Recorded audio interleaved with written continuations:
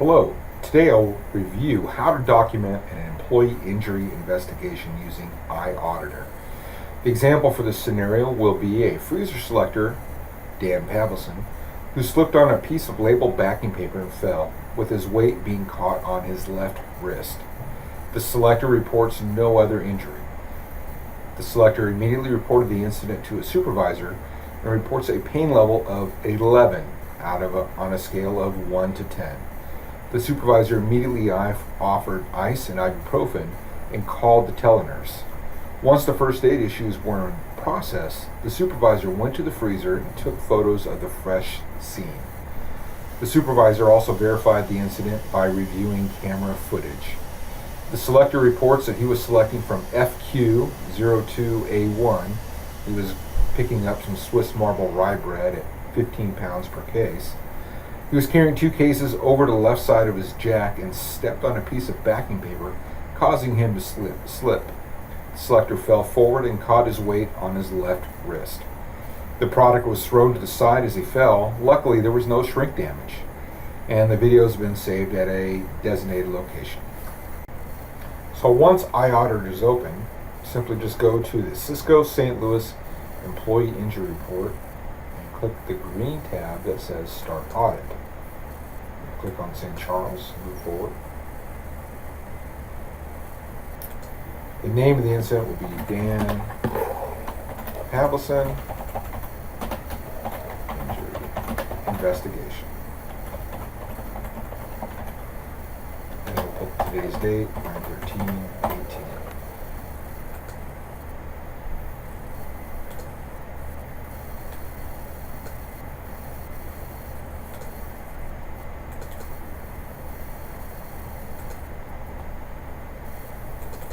So I've got photos in here. Here's my photo of Dan. I'm going to upload that. Dan is a Sysco employee, and it's prepared by me, and today's date and time. So the employee's name is Dan Pavlison. Social security number is 231-54-9768. Date of birth is January 1, 1992.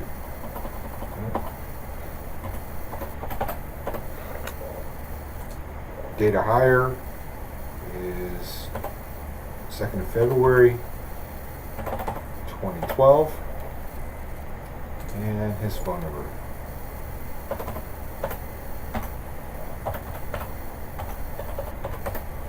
(876-5432). He lives on 123 Guinea Street in St. Louis in the state of Missouri. Zip code there at his home is 63244. He works for transportation, and he is the transportation. Well, don't need to put that there. Sorry. In the position, we'll write in he is a transportation manager. Start time today, and he started at 7 a.m. this morning. Since it's currently Thursday, it has been 4 days since his last day off. The type of incident we are reporting is an employee injury, and it occurred today, and it occurred at 8 a.m. When did the incident get reported? And that was today, and he reported it at approximately 8 a.m. Who did he report it to? He reported it to myself, so I'll just put my name in here. Chase. Where did the incident apply? Where did the incident occur? So we want to specify a slot location, customer address, whatever, and that's in the other part. But right here, this occurred at the Sysco freezer. Now I can go to the slot location that I've from the data. Was it FQ02A1? If it was at the customer's location or on the road, what's the address? If no, mark NA. So NA. There were no witnesses, so I'll check that. So since there were no witnesses, there's no names to put in NA. So he was selecting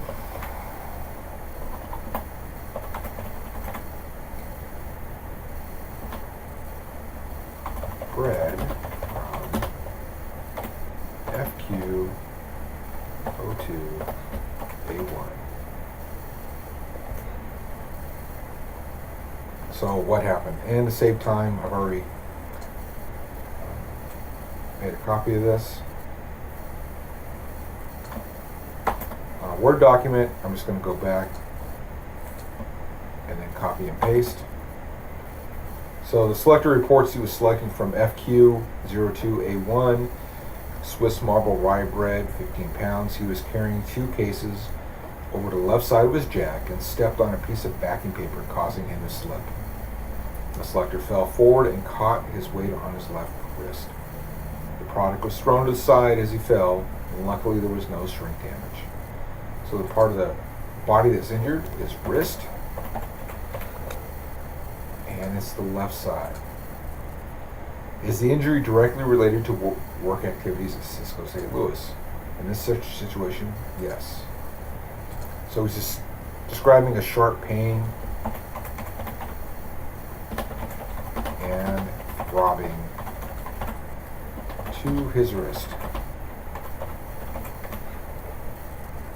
On a scale of 1 to 10, 10 being intense pain like cutting off your arm, and 1 being little to no pain, how severe is your pain? Well, he reports an 11, but I'm going to round down that math a little bit and say it's about probably a 6 or 7.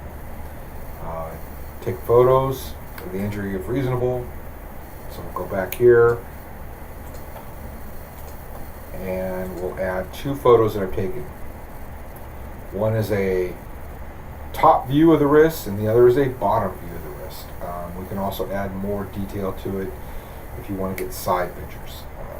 This is a situation where more photos is usually better, and very rarely does it take away from the investigation. Does he wish to seek medical attention? No. And then we read the statement to him that Sysco St. Louis follows corporate protocol and will contact the registered nurse hotline for medical assessment. Sysco St. Louis follows any and all recommendations from the nurse hotline. Your supervisor will initiate the phone call and transfer it to you. There's the phone number listed, phone 866-450-4110. Also, please sign below acknowledging that you may change your mind at any time and seek medical care by notifying your supervisor or the safety manager. You acknowledge you will not seek medical attention on your own without first consulting with management. Failure to follow these instructions may make you financially responsible for any medical charges incurred. And I tweaked that statement a little bit, and I think it's real critical that every time that we fill this out with someone that we read this out to them aloud and explain it as necessary. At that point, then we want to get, in this case, Dan to sign his name. It's critical that we print out their name because everyone's signature is different. I know in my situation, it looks like chicken scratch. Then the next question is, if reporting this injury late being, following the conclusion of the shift, has he already received medical attention? And that is no.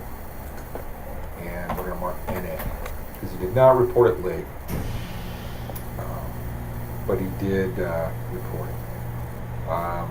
Add any pictures of the injury if applicable. So again, we're going to go back here, and I had gone in and I had taken multiple photos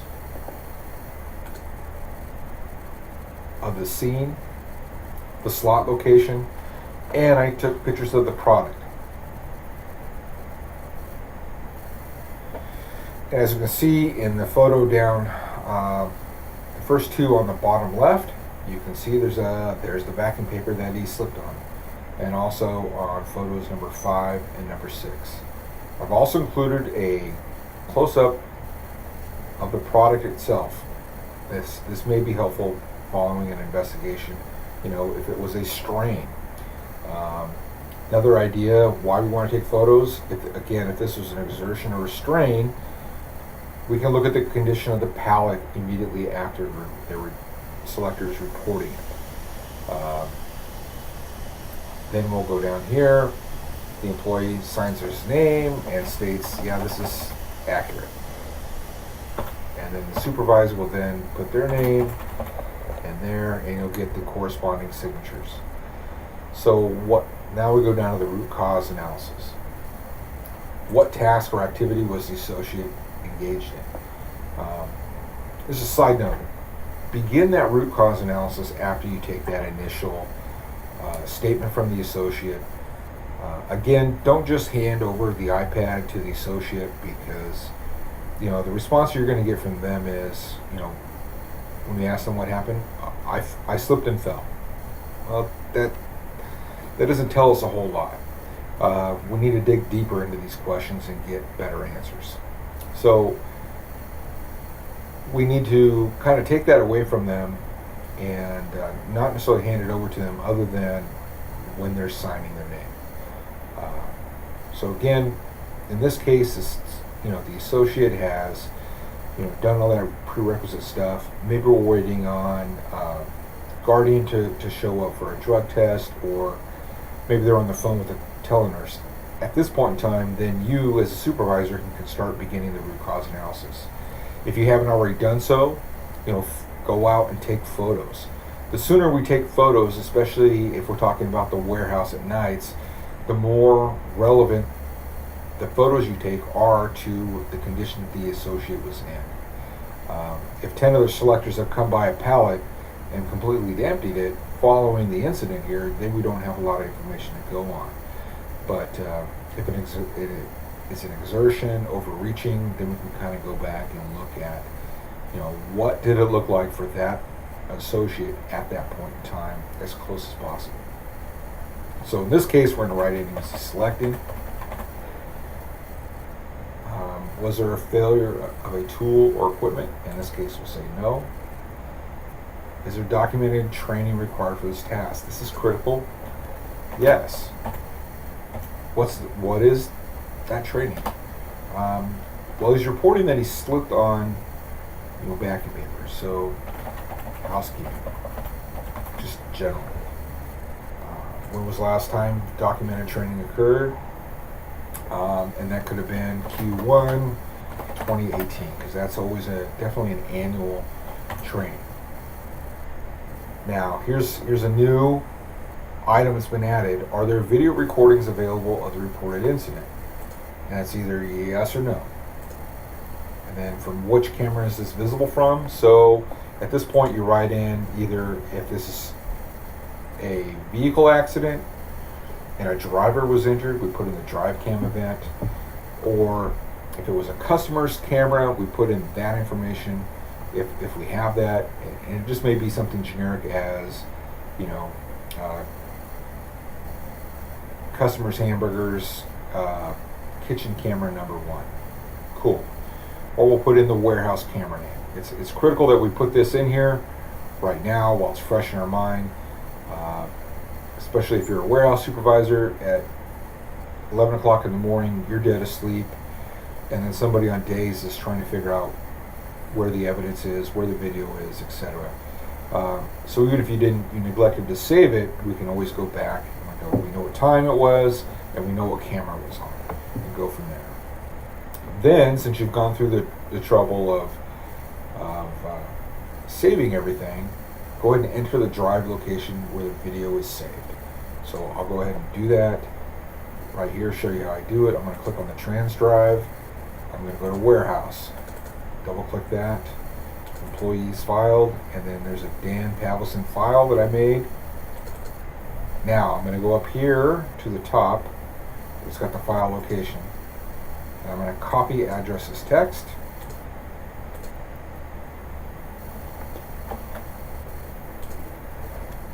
And I'll go back in. So it was FQ camera. But I saved the video file in Dan's file. And then we can begin the root cause analysis. Why does this happen? Stepped piece backing paper.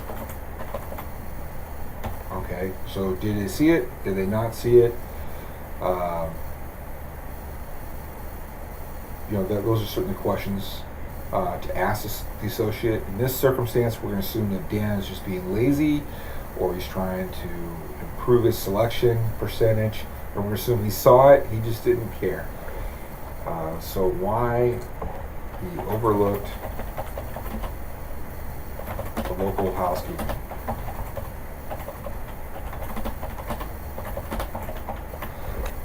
Why did that happen? Well, he says he steps on backing paper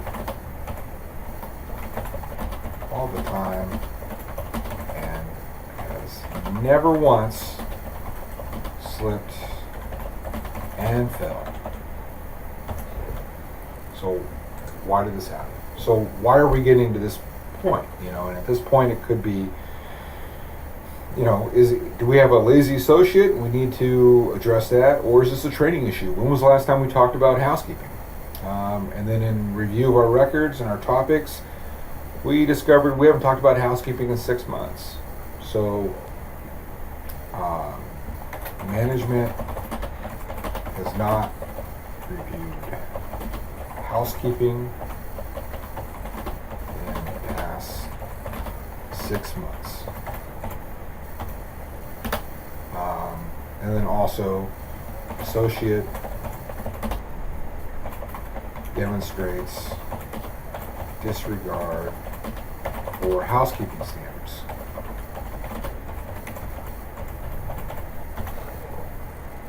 And we can go on and further on if we need to. Is there any other pertinent information that needs to be asked that hasn't previously been asked? Then put it in here. Dan was not wearing a freezer jacket. Well, that may or may not have any relevance, but the more information we have in there, the better. Is there any more information you'd like to add? I overheard, because it is Thursday, Dan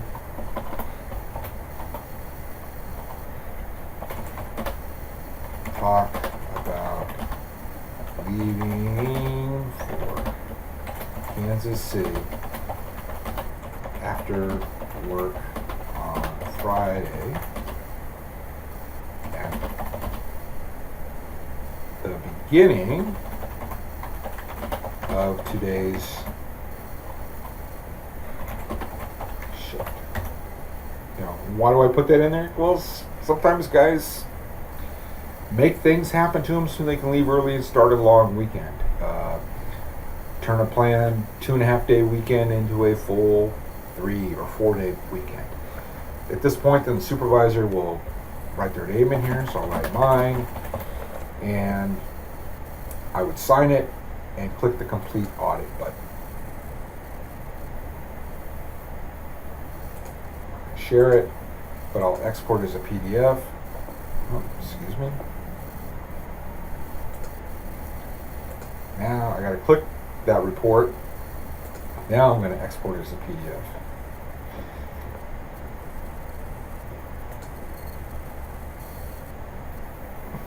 So there it is. Sysco St. Louis employee injury report for Dan Pavlison injury investigation 9/13/18. And then I would save it to the appropriate location and share it with the appropriate people. If you have any questions, please contact me at any time. Thank you.